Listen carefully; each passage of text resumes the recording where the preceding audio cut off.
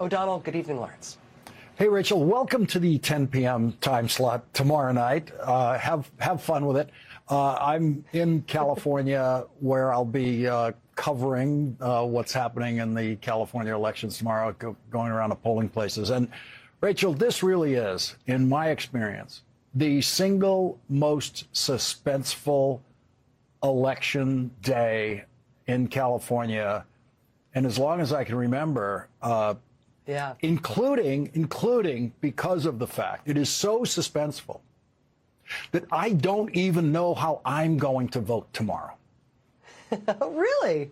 Wow. It's one of the, they've turned us into strategists, right? It's become so complex because it's all about who are the top two finishers for governor, who are the top two finishers for mayor of Los Angeles, and the top two finishers for every office. And so, as a voter, you end up having to make strategic decisions.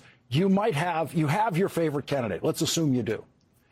It might be that the strategically helpful thing to do for your favorite candidate is vote for the person who you want that candidate to face in November to make sure that person is in the November race. You know, it just turns you into a political strategist, and this one has been more difficult. And then there's the issue. Are you really going to make like a bank shot decision like that about who to vote for rather than just voting for who you like? You know, I resist it. I resist as a voter being turned into a politician. And this is one of those times where I do believe tomorrow I'm just going to cast my vote for the candidate who I think is the best candidate. I think I'm going to go with the simplest possible approach. And I've actually, when people have been asking me about it and they've been telling me about all these complex strategies they're bringing to this calculation, I end up saying, you know, it actually sounds too complicated. What about just voting for the candidate you want? But this is the way it's happening, and I've never heard it like this before, and I've never waited this long, including because the developments have been, you know, so surprising. There's shifts in the polls, some big surges in the polls, some big drops in the polls, and so you don't know. You know, 10 days ago, you didn't know if your candidate was necessarily even viable tomorrow, you know, and so, you know, this was one of those times you had to wait. They call it a jungle primary, but in this case, it actually kind of feels like it's literally a jungle fight. Like you just like all you can hear is like shrieking noises and seeing things rustling, but you can't quite tell who's going to come out.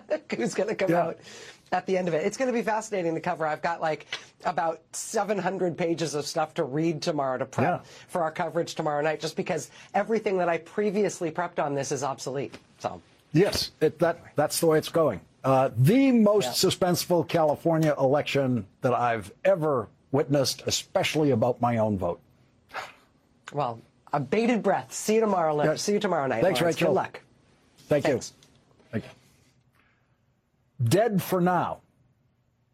Dead for now was the first report today about Donald Trump's slush fund of $1.776 billion that he was planning to give to people who were convicted of crimes against the United States of America in their attack on the Capitol on January 6, 2021, to try to overturn a presidential election for Donald Trump, to try to kill police officers on the way to doing that, and to try to kill the vice president of the United States while they were at it. Donald Trump wanted those people to get money from the federal government. And now, dead for now. Dead for now to Donald Trump's criminal insurgency group that attacked the Capitol on January 6th. Dead for now are the words of an unnamed White House source who told Mark Caputo at Axios, it's dead for now. But for the Democrats in Congress opposing the Trump slush fund, it is not dead enough. And very much to Donald Trump's surprise, I'm sure. In fact, I'm sure he doesn't realize this even now. It is not dead enough for Donald Trump either. It's still alive enough to cause Donald Trump serious legal problems now of his own. Because the incompetent buffoons around Donald Trump who call themselves lawyers in the Trump Justice Department and in the White House and the lawyers who represent Donald Trump personally, because they have appeared to have wildly outsmarted themselves in putting Donald Trump in serious legal trouble now with a federal judge, the kind of legal trouble that Donald Trump's Supreme Court did not spare him from in their decision granting Donald Trump criminal immunity for possible crimes that he might commit as president. The Supreme Court didn't foresee this situation and couldn't protect him from it. The Trump slush fund, accompanied by a Justice Department promise that the IRS would never be allowed to investigate any possible Trump tax crimes that Donald Trump and his family may have committed up to now, was the single most preposterous development in Donald Trump's litigation history, which is full of preposterous developments. And now it looks like the Trump lawyers on all sides of that one went way too far. Donald Trump pushed it so far that Republicans turned against him in the House and in the Senate, and the Republican Speaker of the House reportedly told Donald Trump today that the Republican House would vote against Donald Trump's slush fund settlement if it comes to a vote in the House. And so it's dead for now, which means that Donald Trump's political power in the House of Representatives is also dead for now. Donald Trump's political power in the Senate on this issue was already known to be dead. The Senate Republican leader, John Thune, had said all along that the Trump slush fund was not a good idea. And as time went on, John Thune became more and more clear that he personally was against it. And then Chuck Schumer promising to bring up votes in the Senate on Donald Trump's slush fund. Last week, Republicans in the Senate, in a private meeting, attacked Donald Trump's acting attorney general, who used to be Donald Trump's criminal defense lawyer, Todd Blanche, who created the Trump slush fund. Those Republicans in the room, some of them said that it was the harshest questioning of an administration official that they have ever seen in any closed meeting in the Senate. But it's already too late for Donald Trump to easily kill the $1.776 billion political monster that he created. It's too late. Senate Majority Leader John Thune was not satisfied today with unnamed White House staffers saying it's dead for now. Does the administration need to be clear that if they drop this, that it's not coming back, so that those Republicans who were skeptical during that briefing feel okay moving to proceed? That would be the ideal outcome. The ideal outcome is dead forever. There's the Republican Senate leader John Thune saying the ideal outcome is for Donald Trump to come out and officially say it is dead, not just for now, it is dead and never coming back. And while he was at it, John Thune said the other thing that is dead in the Republican United States Senate is the Trump ballroom, what Senator John Ossoff this weekend called the Jeffrey Epstein Memorial Ballroom. Does that mean also dropping the ballroom? Well, again, I think that the confining the bill to its original intent, which was a very narrowly focused reconciliation bill that just addresses the funding for those two agencies, is the clearest path to ultimately getting a bill on the president's desk. So no, the Trump ballroom will not be in the Republican reconciliation bill. John Thune saying the Republican Senate will not be voting for the $1 billion Donald Trump wants from them, for what Senator Ossoff will be calling the Jeffrey Epstein Memorial Ballroom if a vote on the Trump ballroom occurs on the floor of the Senate. Donald Trump is politically radioactive now, and Republicans in the House and Senate know it. The Republicans in the House and the Senate know that their worst enemy in the coming elections in November is Donald Trump. And Democrats in the Senate and the House have reason to believe that the enormity of Donald Trump's corruption and the corruption in his administration is getting through to voters and could be a decisive issue in November. And the problem for Donald Trump and the Republicans is that even if Donald Trump comes out right now and says the magic words that John Thune wants him to say, that the Trump slush fund is dead and dead forever and the ballroom is dead with it, it is now beyond Donald Trump's powers to stop the investigation of his slush fund that 2 federal judges have undertaken, with one judge ordering a hearing on the subject next week on June 12th. That is the federal judge in Virginia who last week ordered a complete stop to any and all activity involving the establishment or operating of the Trump slush fund. But the possibly more difficult legal problem for Donald Trump now is that Judge Kathleen Williams in the Southern District of Florida is using her unique power as a federal judge to investigate not just Donald Trump's lawyers at the Justice Department and Donald Trump's personal lawyers, but also Donald Trump himself. Donald Trump filed his case against the Internal Revenue Service in federal court in the Southern District of Florida in the hope of getting one of those Trump-friendly Florida federal judges down there, which can happen because judges are randomly assigned. Instead, Donald Trump got Judge Kathleen Williams, who was appointed to the federal court by President Barack Obama.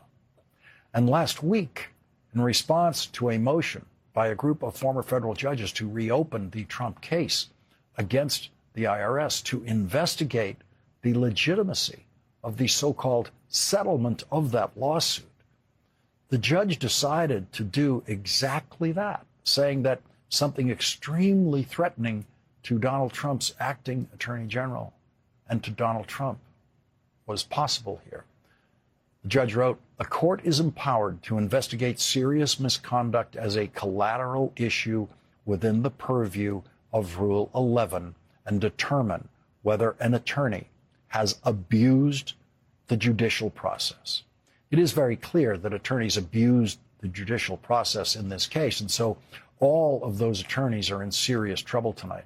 The judge said, under Rule 11, a court may impose sanctions on a lawyer for advocating a frivolous position, pursuing an unfounded claim, or filing a lawsuit for some improper purpose. The Trump lawyers know that a White House source simply telling Axios that it's dead for now does not get them out of trouble with this federal judge. But the next line of the judge's order on Friday is a direct threat to Donald Trump himself. Donald Trump is not a lawyer in the case who can be disciplined as a lawyer, but Donald Trump is a party to the case. He is the party in the case. He is the party who actually brought the case against the Internal Revenue Service, giving the case the title Donald J. Trump versus Internal Revenue Service.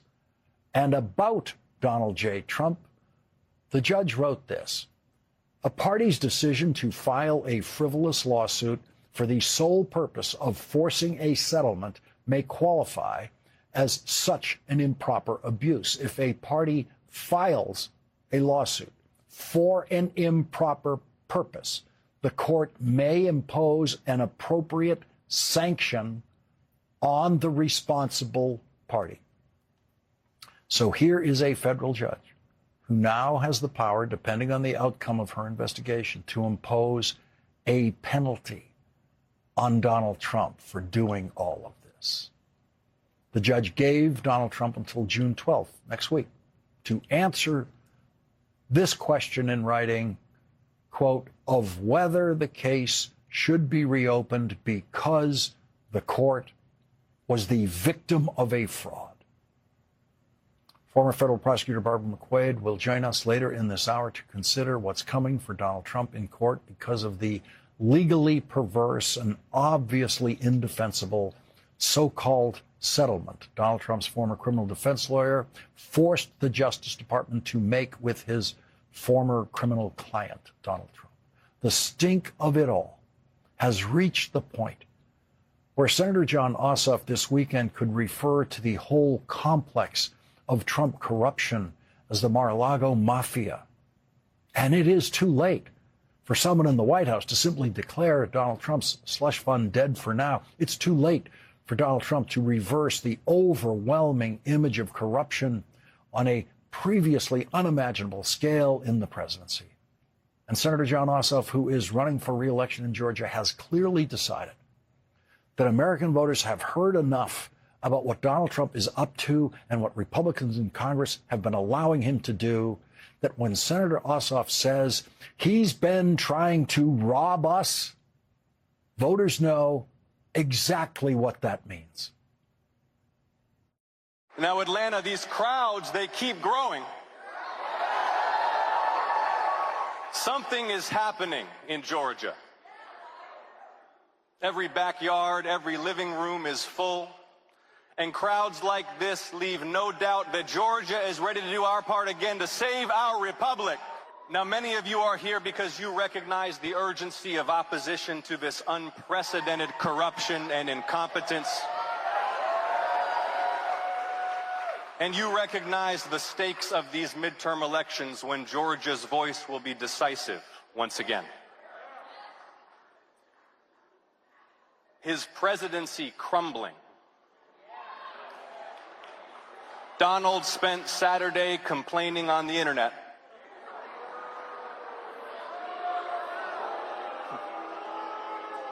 Listen to this. 6 hours, 52 posts. The president attacked the Pope. He posted his own face on Mount Rushmore and a made-up Trump Peace Prize. He announced 3 times America's back, and he assured an increasingly concerned public he's in excellent health.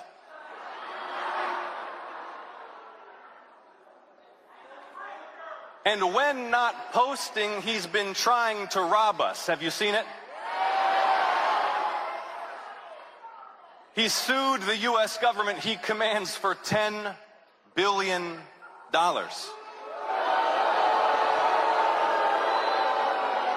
Then he settled the suit with himself to create a $1.8 billion slush fund so he can cut checks to cronies and Jan 6 foot soldiers. The same men who sacked the Capitol to seize the presidency for Donald Trump, who beat police officers with flagpoles, built a gallows on the Capitol lawn, and hunted the vice president to lynch him. Donald Trump's brown shirts. He pardoned them, and now he wants you to pay him.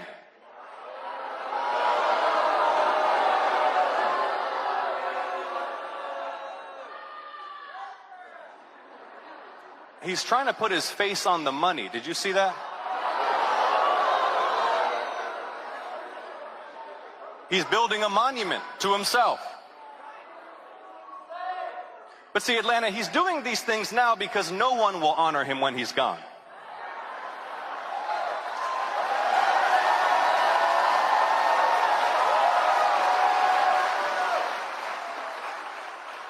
Because he's a failed president and a national disgrace.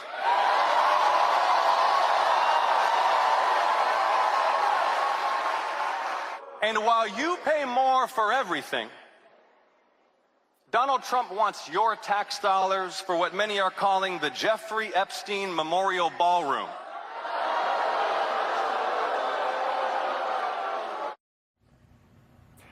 Jon Ossoff showed Democrats how to campaign against Donald Trump's failed economic policies and Donald Trump's war, as Jon Ossoff said, built on lies. This president promised a golden age. Instead, the economy's lost tens of thousands of manufacturing jobs since he launched the big illegal tariffs, and more Americans are falling behind on their credit cards than any time since the Great Recession. Inflation's higher than when Trump took office. Unemployment's higher than when Trump took office, and consumer sentiment's at its worst in 70 years. The president promised to fight for the working class and end foreign wars. Instead, he cut your health care to give the rich another tax break, and last week, yet more Americans were wounded in a war no one voted for and no one can explain.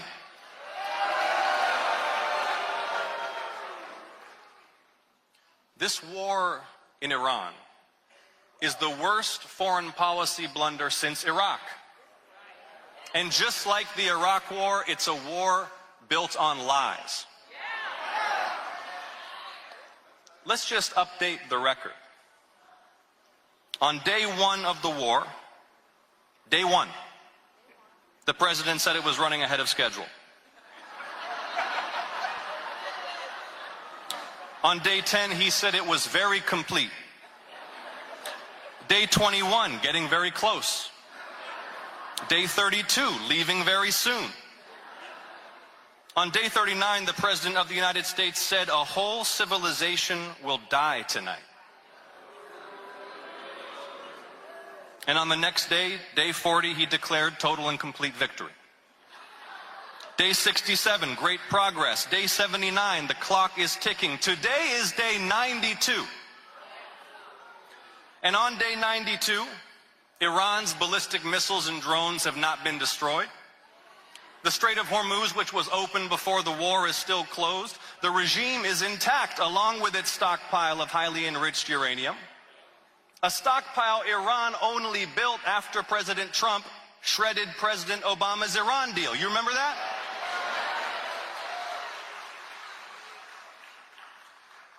Just weeks into this war, they said they'd need $200 billion to fund it.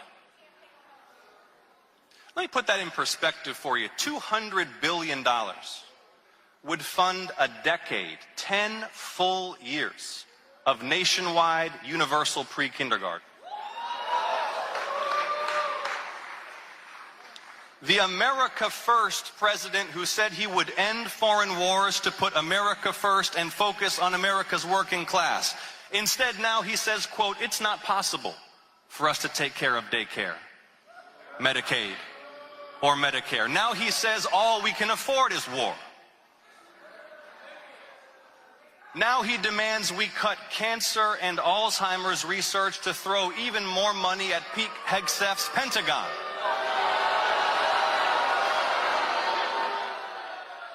While the Financial Times reports, quote, Pete Hegseth's broker looked to buy defense fund before Iran attack.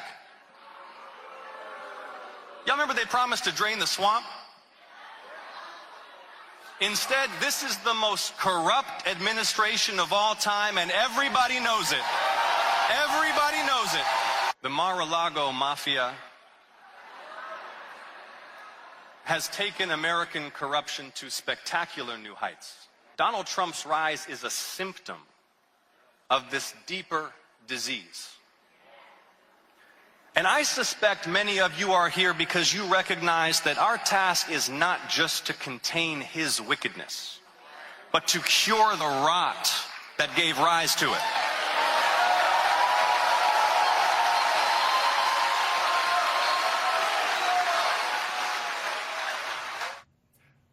That's how you do it. We'll be right back. The reason I've shown you so much of what Senator John Ossoff had to say yesterday in his re-election campaign is that he does seem to have found the framing that is most likely to succeed for Democrats on all issues that he discussed yesterday. It wasn't just corruption. But yesterday, after cataloging in detail what the senator called the corruption of the Mar-a-Lago mafia, he ended his comments this way. I suspect many of you are here today because you're deeply troubled by the pain so many of our fellow Georgians and fellow Americans and fellow human beings are enduring right now. The terror of a child watching ICE take away his mother. The despair of a cancer patient losing coverage mid-treatment. Maybe they don't care in the White House or in the governor's mansion, but that ache in your heart, that pit in your stomach, that's what reminds us we're all in this together. That we're not just one United States, we're one united people. E pluribus unum, out of many, one.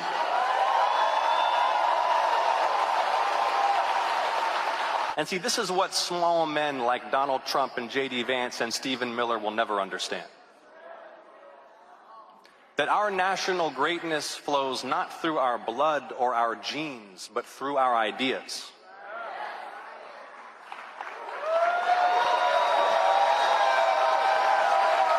Let's save the country again. Let's make sure they hear it all the way down at Mar-a-Lago that Georgia will bow to no king. Thank you. God bless you. Let's get to work. Thank you so much. Thank you. Thank you.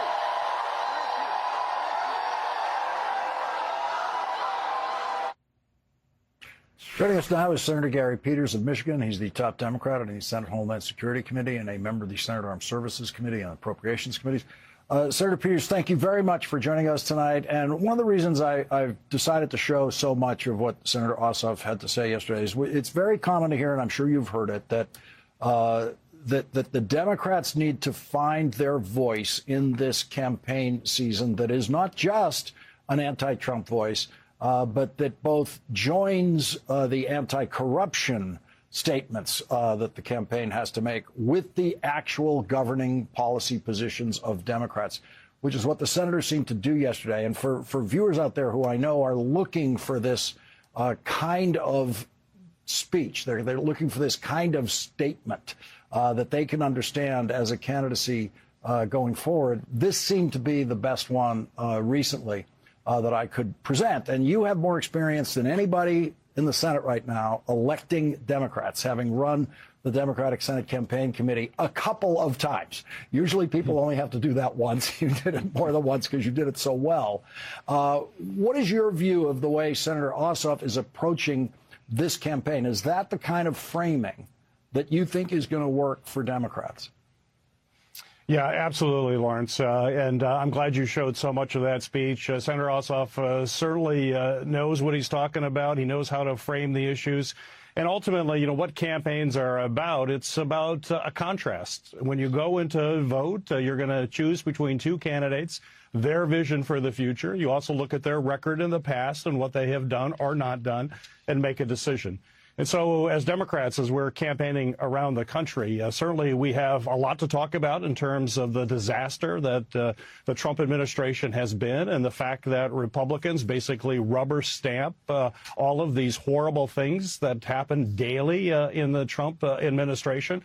But it's also about a forward mission, a vision of what we stand for, to make sure that people can afford themselves, not just to get by, but actually have an ability to live a fulfilling life, to be able to afford basic things like groceries, fuel, to be able to make sure your children have a quality education, affordable health care, and when it's all said and done, that you can retire with dignity. You know, that has always been the Democratic message. We're going to double down on what we stand for. And it's going to be very easy to paint that contrast of where Donald Trump is. You know, we've talked about this slush fund, this horrible abomination that is absolute corruption. I know you started the program saying that some person said, well, it's dead for now. As Democrats, we're going to make sure it's dead forever, not just now. We have to kill that.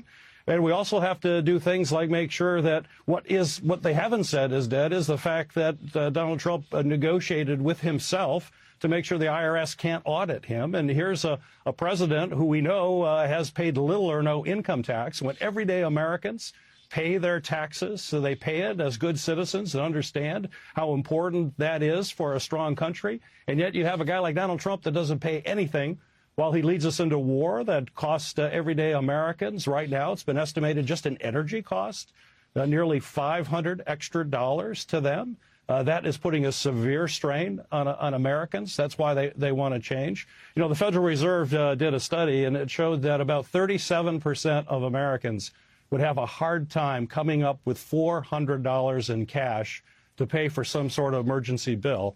And already in the last 90 days, they're paying nearly $500 in energy costs. That puts people in a terrible situation. They want somebody in Washington that's looking out for them, who's going to fight for them to bring down health care costs, to make sure housing costs are down. That's what Democrats are focused on. And we're going to be offering a very clear contrast. And when you offer a clear contrast like that, you win elections. And more importantly, right now, you put the checks and balances that are absolutely essential to rein in a corrupt administration like we're seeing in the Trump administration. That has to be reined in.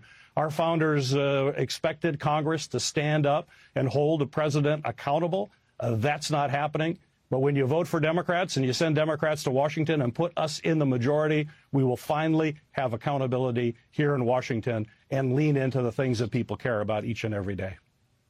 Senator Gary Peters, thank you very much for joining us tonight. Thank you. And coming up, it's all Todd Blanche's fault. That's what Donald Trump's fired Attorney General told the Congressional Committee. That's next with Congressman Ro Khanna.